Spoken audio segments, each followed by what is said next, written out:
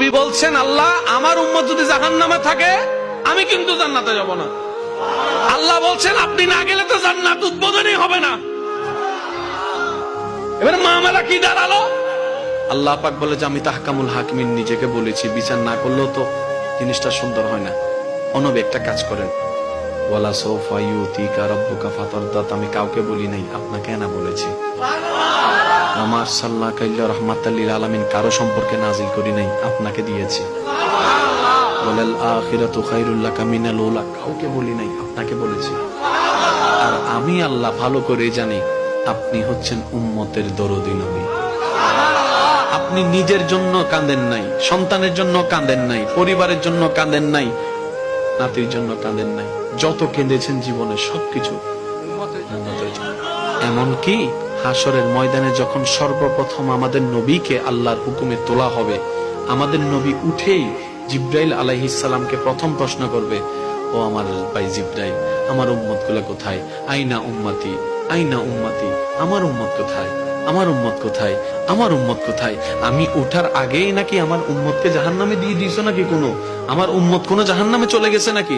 জিব্রাইল বলবে, ইয়া রাসূলুল্লাহ, প্রথমেই আপনাকে তোলা হয়েছে, এখন আর কাউকে তোলা হয় নাই, প্রথমেই আপনি উঠেছেন। আমার নবী বলবে, আমার উম্মত গুলা কোথায়?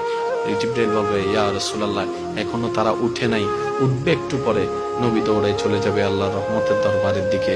সিজদায় যে পড়বে একটাই কথা থাকবে, রব্বি হাবলি উম্মতি, রব্বি হাবলি উম্মতি। একটু মনোযোগ চাইবো আমি আশিকদের, রব্বি হাবলি উম্মতি, ও আল্লাহ আমার উম্মত গুলাকে আমাকে দিয়ে দাও। তো উম্মতের লিস্টের ভিতরে তো আবু বকর সিদ্দিকের নামও আছে, উম্মতের লিস্টের ভিতরে তো ফারুকে আজমের নামও আছে, উম্মতের লিস্টের ভিতরে তো সাহাবায়ে কেরাম আজমাইনের নাম আছে, উম্মতের লিস্টের ভিতরে তো আহলে বাইতের নাম আছে, উম্মতের লিস্টের ভিতরে তো তাবি তবে তাবি আল্লাহর ওলিদের জান্নাতীদের নাম আছে।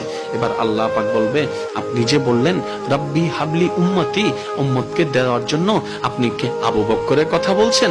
নবী বলে যে না, আমার আবু বকরকে নিয়ে চিন্তা নাই, আমার ফারুককে নিয়ে চিন্তা নাই, আমার ওসমানকে নিয়ে চিন্তা নাই, আমার আলীকে নিয়ে চিন্তা নাই।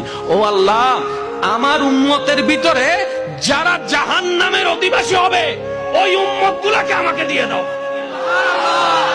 আল্লাহ বিচারক হয়ে বিচারক করবেন, জাহান্নামীকে জাহান্নামে দিয়ে দিবেন। আহকামুল হাকিমের দায়িত্ব শেষ। এবার নবীকে আল্লাহ সিজদায় যাওয়ার অনুমতি দিয়ে সুপারিশ করাবেন। নবীর সুপারিশ কবুল করতে করতে নবীর উম্মতকে, আল্লাহর বান্দাদেরকে জাহান্নামী থেকে জান্নাতি করে দিবেন। জগৎ জিজ্ঞেস করবে, মওলা জাহান্নামী আবার জান্নাতি হয় কেমনে? ফেল কখনো পাস হয় না, পাস কখনো ফেল হয় না, কথা বলেন না। দিন কখনো রাত হয় না, রাত কখনো দিন হয় না, জাহান্নামী কখনো জান্নাতি হয় না। আল্লাহ তুমি যে জাহান্নামে দিলা এটা সঠিক, আহকামুল হাকিমিন বিচারক হয়ে দিছিল। আল্লাহ জান্নাত পাইলো কেমনে? কই তোরা কি পড়স নাই সূরা ফাতিহা 3 নম্বর লাইন, মালিক ইয়াউমিদ্দিন, আমি মালিকও, আমি বিচারকও, আমি মালিকও। বিচারক হয়ে বিচার করেছি, যার যতটুকু প্রাপ্য তাকে সেটা দিয়েছি, বিচার শেষ। এবার মালিক হয়ে রহমানুর রহিম হয়ে দয়া করে জাহান্নামী থেকে জান্নাতি বানিয়ে দিয়েছি।